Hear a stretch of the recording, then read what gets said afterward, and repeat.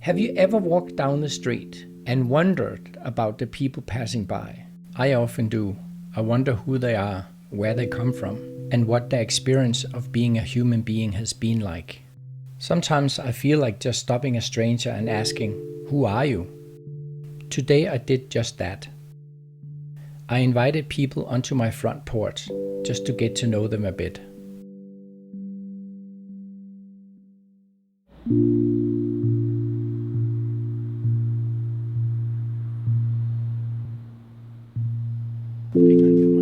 Sure. Yeah, it's lucky to grow up in a place you really like.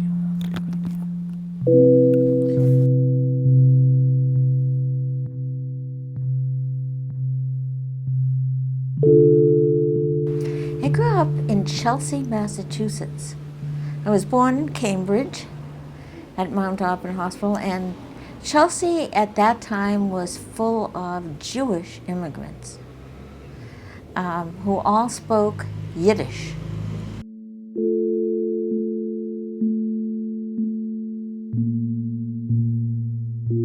I grew up on the East Coast, Pennsylvania, near the Philadelphia area and the suburbs.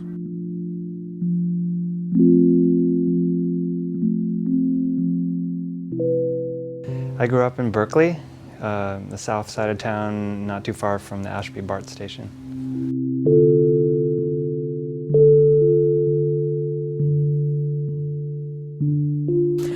I grew up in New Jersey, in a rural part of New Jersey that was a lot of Jewish chicken farmers, and I grew up on a chicken farm there.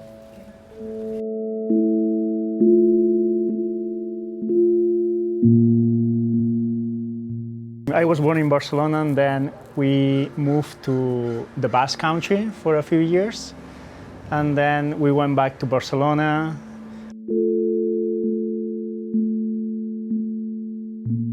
I think the first time I experienced true love, I was probably about 19 or 20, and it was a young man who I met on a kibbutz in Israel. He was from England, and he was there for a year, and I was there for a couple months. I believe it was my mother. I remember the first time I flew by myself to visit relatives in Los Angeles. I was like 7 years old, and she said she had to go to the bathroom, and she went, and the boarding of the plane happened while she was in the bathroom, so I didn't get to say goodbye to her, and I was just devastated.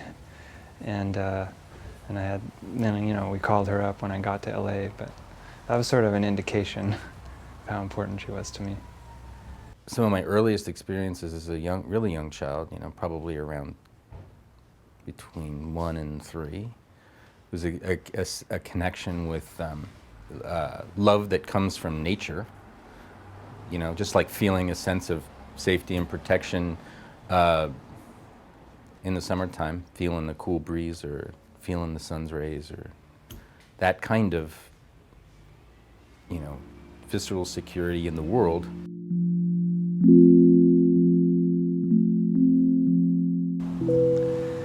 I like people that are vivacious and draw people into them, who sort of make people feel comfortable.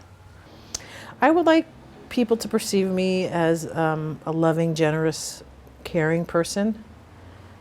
Caring, present, optimistic, curious,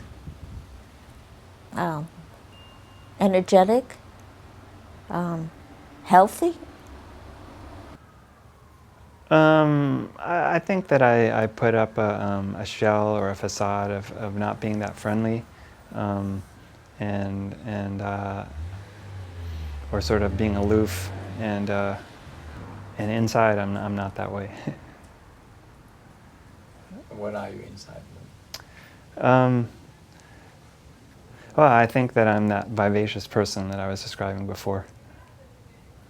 I think so too. But you know, I'm 50 years old. You know, maybe by the time I'm 60, it'll come out more.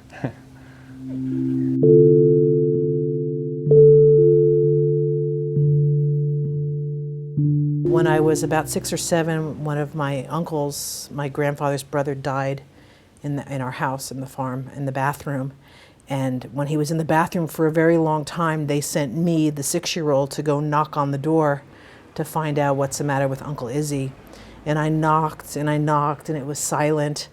And I went back to my dad, and I said, "Daddy, he's not answering."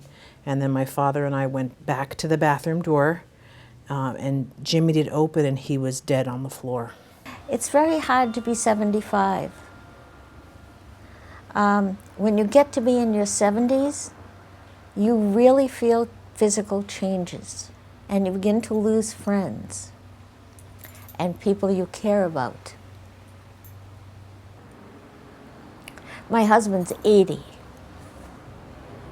and I'm a very emotional person. You may be sorry that you chose me to talk to, but it's, I see changes in him. He does things much more slowly, and he's still driving the car, but I prefer to drive now. Little things like that are difficult to, you have to expect this change in your 70s, and some people are lucky, maybe it doesn't come till your 80s, but the good part is you understand so many things so much better. But the community part, if you don't have a real good, strong community, work hard to find one.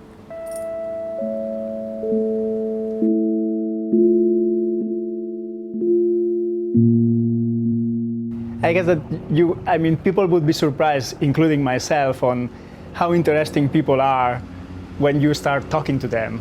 I know that it's kind of a hard step to do, because you think, oh, everybody just follows whatever, or everybody does whatever we do, and everybody does the same. But that's not really true. It's part of the destiny of when your life touch somebody. It means that maybe you will give some message to that person, or the person will give you a message. And I really believe that. It's interesting that way, right? Like how we can touch and be touched even in silent exchanges, nonverbal silent exchanges with eye contact, a simple gesture of kindness, warmth, presence. That's really sweet. When we were talking about this idea that people seem to have lost human connection from community, it seems far away, or it can seem far away if you look around and you're looking for that disconnection. You can see that all around. But if you're looking for a moment of real connection, it's equally available. You can and it's easy to cultivate, and it starts with a conversation. So, thanks for this opportunity.